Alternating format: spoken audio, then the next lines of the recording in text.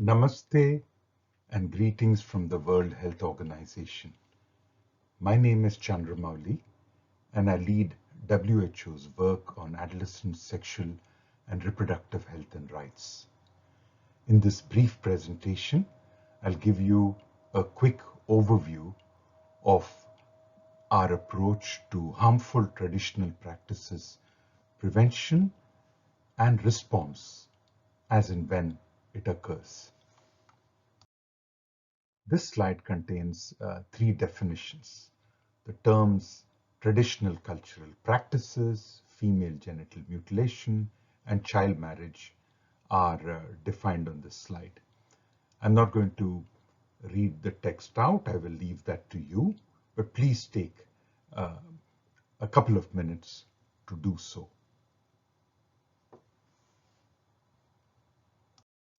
This is one of two slides which set out the rationale for attention in and investment to these areas. On the top of this slide, you find two bullets which set out the scope of the problem, the enormous scope of the problem globally, although of course this is very uneven. And second, in the lower part of the slide, you find the consequences, the health and social consequences to the young women, but also to their children. This presentation focuses on child marriage in girls, but there is data on child marriage involving boys as well, although the numbers are much lower. This is not simply a problem in girls alone.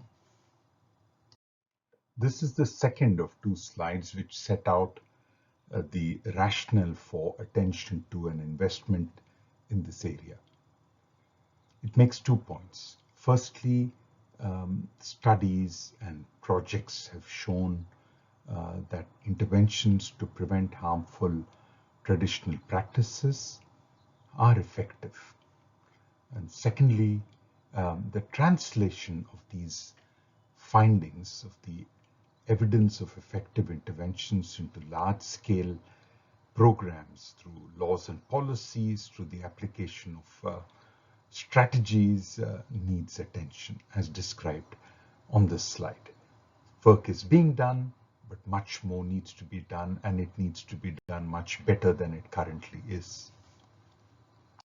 The previous two slides set out the need for attention to this area.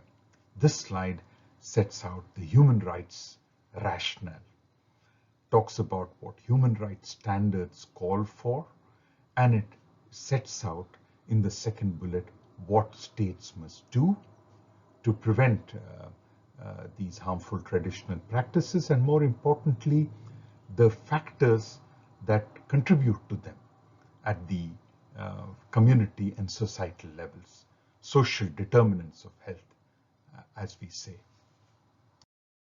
This slide points to three concepts that we need to consider moving forward. Firstly, FGM and CM are long-standing, deep-seated traditional practices that cannot be reversed by briefly implemented single-component interventions. One needs concerted efforts at multiple levels, at the level of the community, all the way to the level of the society. Secondly, leaders of various levels may in fact contribute to these two harmful traditional practices. And lastly, many adolescents who need to be protected from these harmful traditional practices and are suffering the consequences of these harmful traditional practices do not have access to the health and social services and the protection services that they need. This slide contains two guidelines by WHO on this subject. The first is guidelines on the management of the health complications of female genital mutilation, and the second is guidelines on preventing early pregnancy and poor reproductive outcomes among adolescents in developing countries, which includes one section on preventing child marriage. This slide lists a number of complementary publications complementary to the two guidelines that I mentioned in the previous slide.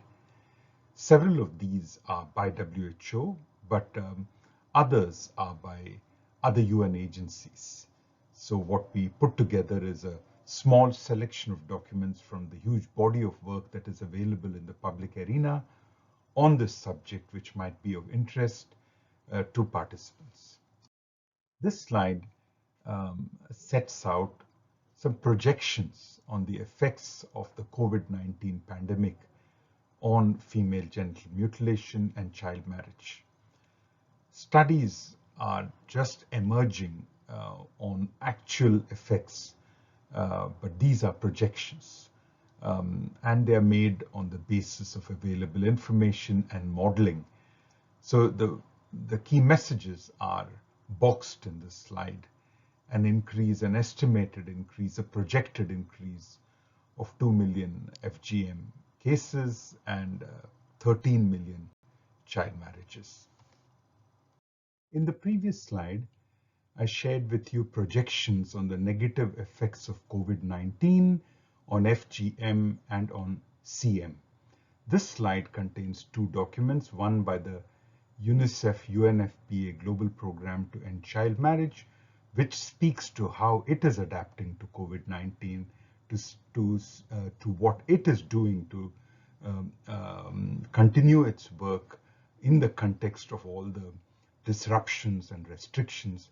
The other one is by Girls Not Brides, a global partnership which sets out some recommendations for action and provides a little bit of information on why these recommendations are being made and what effects they could have.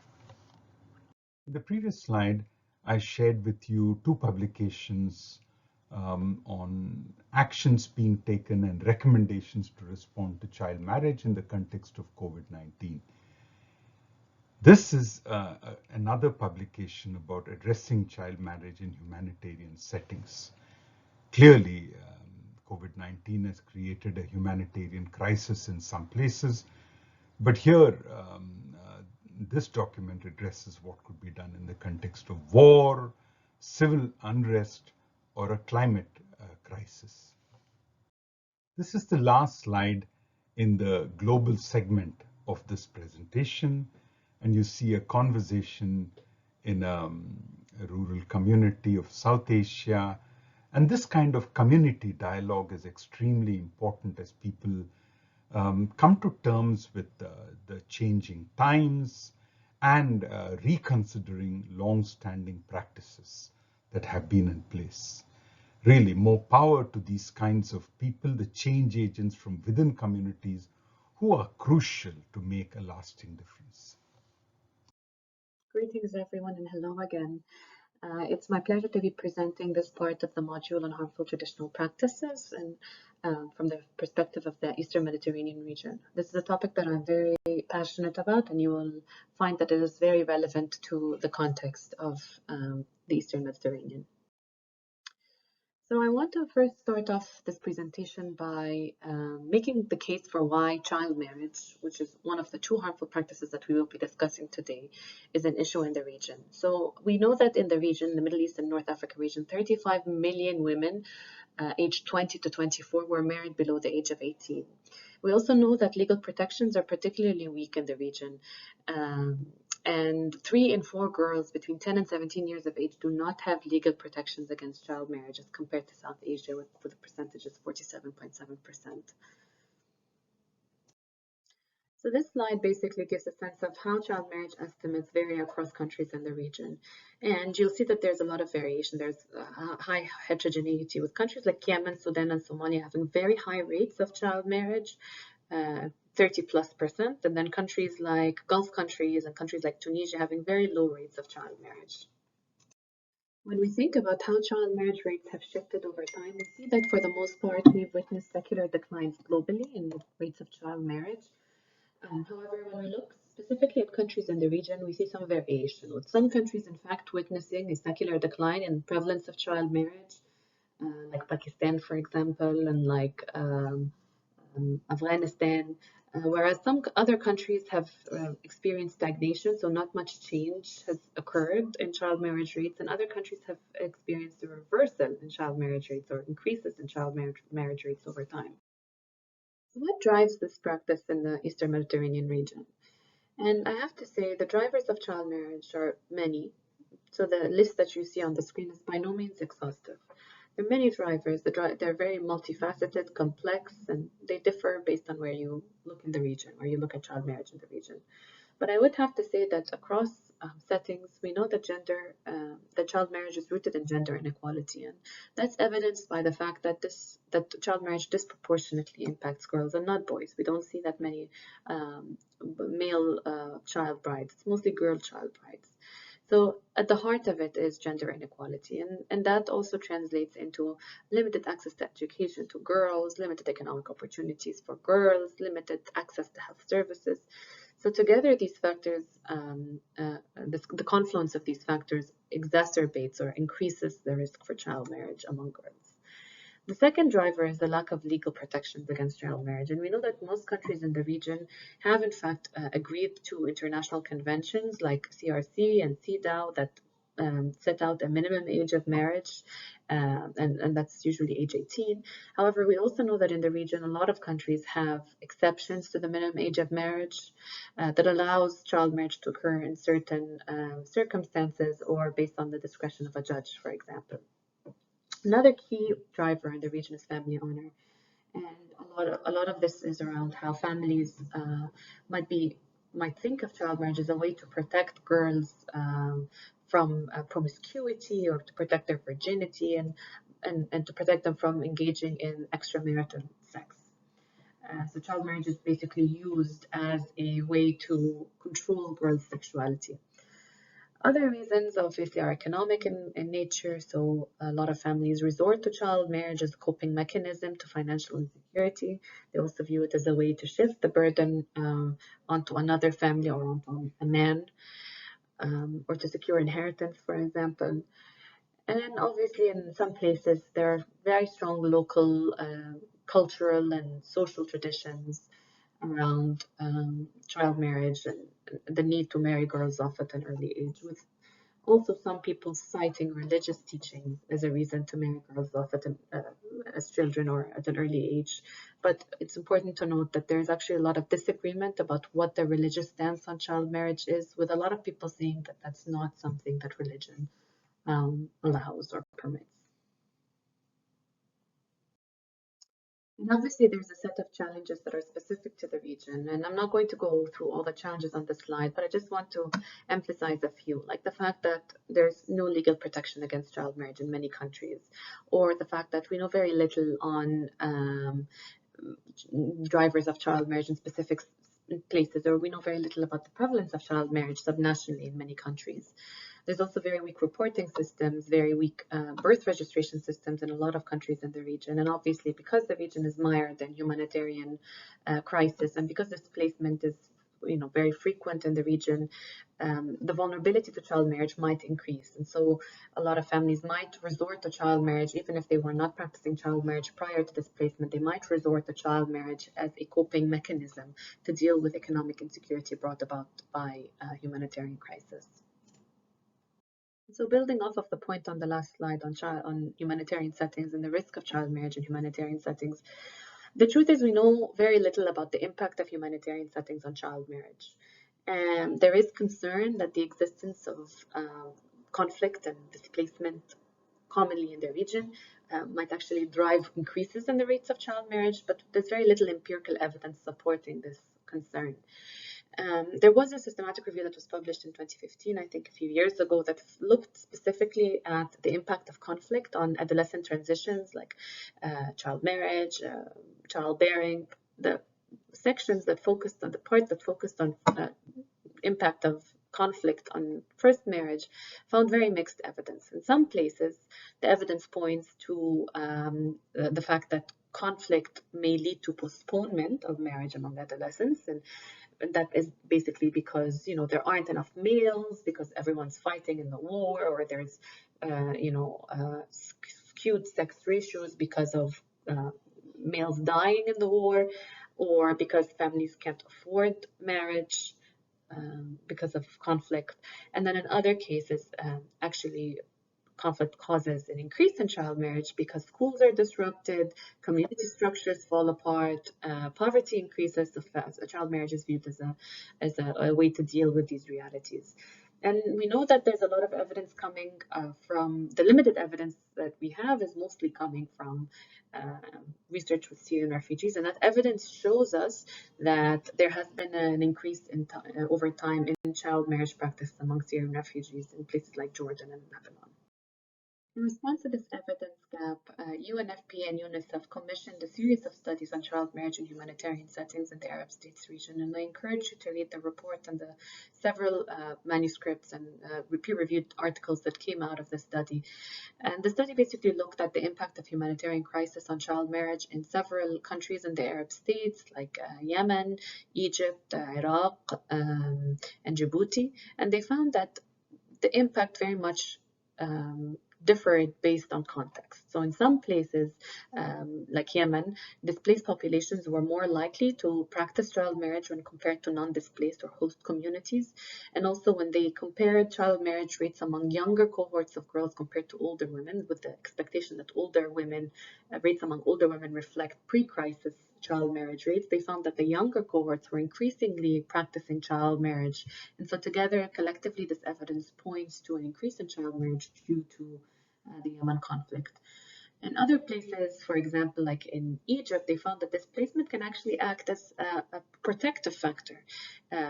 So sometimes, you know, when refugees left Syria and came to Egypt, because they were interacting with host populations, sometimes they were adopting the practices of the host population or the norms of the host population, and sending, for example, girls to school because Egyptians, you know, the education is very much accessible to girls in Egyptian host communities, for example. So interacting with host populations actually relax some of the social rules that had in the past curtailed girls' potential, their mobility, and their ability to access education. However, in some other cases, displacement was actually a risk factor because of the difficulties that came with regularizing residence in the host country because of sexual concerns over sexual and gender-based violence, for example. So in a nutshell, the report found that the impact of humanitarian crisis on child marriage is very much varied and very much context-specific. And so some of that evidence, I'm sure, gives you an indication or a sense of how COVID-19 might have impacted child marriage. And here I want to draw on a study conducted by Gage. Remember that large longitudinal study that's being implemented in several countries in the region among adolescents. So I want to draw on a study, one of the studies that came out of this longitudinal cohort that looked at the impact of COVID-19 on child marriage. And so on the slide, you will see a figure showing percentage of unmarried adolescents who were surveyed and who reported that they feel like the pressure for them to get married has decreased. So that's basically the bar that's orange, whereas the purple bars depict individuals who said that they are now more worried about being forced to marry early since the pandemic started. So we see that overall, 15% of older girls are worried that COVID-19 will expedite their marriage, but 16% actually think the opposite. They think pressure to get married has decreased. And we see variation in these estimates based on whether the respondent belongs to the host community or lives in a camp, is a boy or a girl, is a refugee or Jordanian. But we see basically more or less an even split, with some people saying they feel like, oh, COVID-19 will expedite their marriage, and others saying that it's actually they feel the pressure has decreased. But this quote, I think, is illustrative. So this quote is basically a Syrian refugee saying, I can't save money to marry, and I can't save money to be able to rent a house when I get married. During these conditions, it is difficult to get engaged, to pay money for dowry, to get married, and to buy the furniture of the house. So this is just an illustration of how crisis, in this case a pandemic, COVID-19, impacted the risk for child marriage. Another study, but also from Age, that was done in Lebanon, also looking at the impact of COVID-19 on child marriage, just like Jordan, found that the pandemic impacted Palestine refugees in Lebanon in different ways. On the one hand, it caused greater poverty, so that decreased pressures for marriage. Everything expensive, there will be no grooms as the boys will not be able to afford marriage, as the quote illustrates.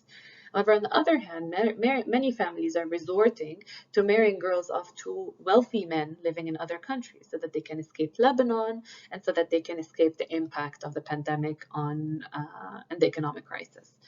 Many girls agree to marry men living abroad, even if they don't know them. Many girls prefer migrating because they're security abroad.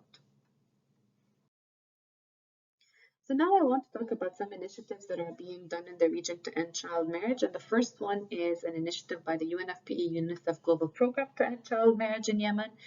And so basically, this is a program that's being implemented in 12 countries that have a high burden or high prevalence of child marriage. And one of the 12 countries is Yemen, because Yemen has one of the highest rates in the region. So what does the program do? There are several initiatives, and one of the initiatives is to improve access to education and healthcare services for adolescent girls, also to reach out to parents and communities and sensitize them about the dangers of child marriage and the harms that come with marrying girls early, and also in producing data on what works to address child marriage. And then the other component of this is working with government to accelerate action to end child marriage. So a lot of advocacy and legal reform on that. And this is just a table showing the achievements that were made by this initiative, number of adolescents who participated in the program, number of individuals, etc. The second program that I want to talk about is a program called the Punjab Female School Stipend Program, and it uses an intervention approach that you might all be familiar with. It's a very common approach, which is cash transfers. And cash transfers come in two flavors. There are conditional cash transfers, where there's a condition attached to the money that you give to the individual or the family, as well as unconditional cash transfers, where you don't really impose any conditions. You just give cash with the hope that when you alleviate the financial burden on the family, they'll be less likely to do things like marry off their girls at an early age. So in this case, the cash transfer program was actually conditional. So there were certain conditions attached to the cash that was being given to families. And in this case, the condition was that girls must be retained in school. So the primary purpose of this is actually to increase school enrollment. But obviously, when you keep girls in school, you affect outcomes downstream, right? Like for example, you make sure that girls are not getting married early, that they're not giving birth early. So in this program, each female student was given a stipend, and the stipend was disbursed quarterly. And like I said, the condition was on being retained in school and having an attendance rate of 80% or more. This was a huge program that was being delivered by the Pakistani government with support from the World Bank, and it reached around 245,000 beneficiaries in 2007, and it's been ongoing since. I know for a fact that it's been ongoing until 2016. I don't know if it's still going on now. And so what the program found is that there were a lot of evaluations being done, and what the evaluations of the program found is that girls aged 15 to 19 actually tended to delay their marriage by 1.4 years and have 0.3 fewer children. So they were less likely to initiate early childbearing, and they were less likely to enter into marriages. And those obviously are participant girls, so girls who received the stipend and who continued to attend school. So this is just offering some evidence that these kinds of programs might work. When you invest in the human capital of girls, when you give them opportunities, you delay their marriage. Now I want to switch gears and talk about another harmful practice that happens in the region, and that's female genital mutilation, or FGM. FGM happens in some countries, not all countries, and has varying prevalence across countries. So you see this table shows you the prevalence rate among women and girls aged 15 to 49 in select countries in the region where FGM takes place. I just want to make a note that this prevalence is not really representing current practices, as it includes older women And so the older women, practiced FGM many years ago. So this number is also reflecting past practices around FGM. Anyways, we see that there's variation in the estimates, with countries like Somalia and Djibouti having really high rates above 90%, and then countries like Iraq and Yemen having lower prevalence rates. However, I want to also flag that these are national estimates, so they mask some variation inside the country, meaning in Yemen, for example, we know that some governorates have very high FGM prevalence, reaching 80% sometimes, but on average it's 19% across the country. The last 5 columns in the table show the prevalence of FGM across various wealth categories or wealth quintiles. And so in some countries, we see that FGM is associated with lower wealth quintiles or lower socioeconomic status. For example, we see that in Egypt, the rich are much less likely to practice FGM compared to the poorest wealth quintile, whereas in other countries like Somalia, it doesn't matter if you're rich or poor. It's something that's universally practiced, and so it occurs across all wealth categories. So what are some of the drivers of FGM in the region? Again, just like child marriage, FGM is very much rooted in gender discrimination and gender inequality, and it's very much propelled by gender norms and social norms, where there's an expectation that girls' sexuality needs to be controlled by men, and obviously it's perpetuated by the fact that girls and women have very little agency and voice in matters and decisions around things like FGM. It's not like this is a decision that the girl participates in, especially that usually FGM is undertaken at a very young age when girls still don't really have voice. And we know that it's a social norm, and by that I mean that in many countries, in many cultures, you cannot go against the social norms without being met with certain sanctions or certain consequences from the community in which you live. So there is there are strong norms that drive this practice, and they're very much driven by the community. Other drivers of FGM include false beliefs, for example, that when you cut a girl, you reduce her sexual desires, or that FGM makes the girl clean and hygienic, or increases her husband's sexual experience, all of which are incorrect. Now, in humanitarian settings, so what happens in humanitarian settings, or how does humanitarian crisis, like we talked about when we talked about child marriage, how does humanitarian crisis impact FGM? And again, we know very little about this. There's very little research, very little evidence on how FGM might increase or decrease, or how humanitarian settings exactly impact risk of FGM. We know that there is some evidence, however, that migratory flows or movement of people is associated with shifts in social norms sometimes. So for example, when you have displaced people moving into countries where FGM is practiced, sometimes country of destination, people living in the country of destination will transfer their norms onto those of the displaced community. And sometimes it's the other way around. Sometimes the displaced will come in and they will give their social norms, or they'll transfer the social norms to the host community. So for example, one study that was conducted among Sudanese refugees in South Sudan found that in some places,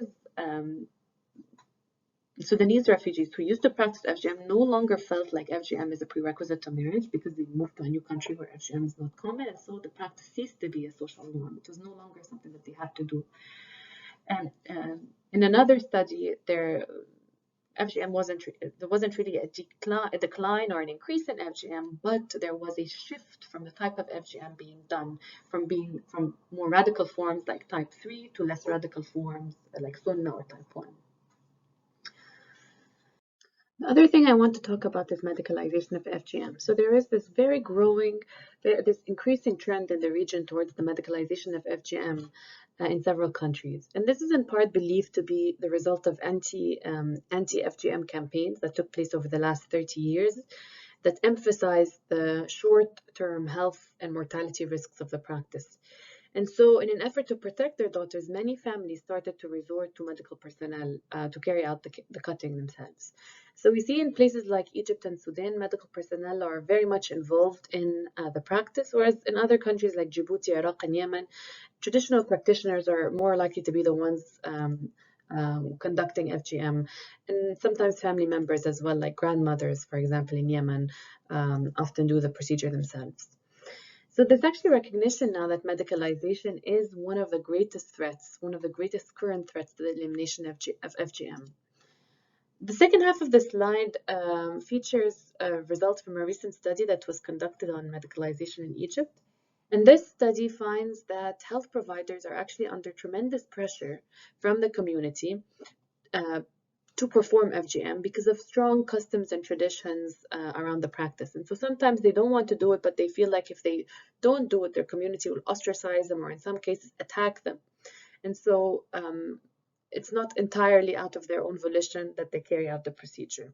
The other thing that I found interesting in the article is that it draws attention to how FGM is currently being reframed as a cosmetic procedure, something that families should do if for the sake of beautifying their girls' reproductive organs, which will then make them more marriageable in the future. And this reframing is actually one of the ways that providers have been able to market the operation, or one of the ways that the operation is now being perceived as something attractive.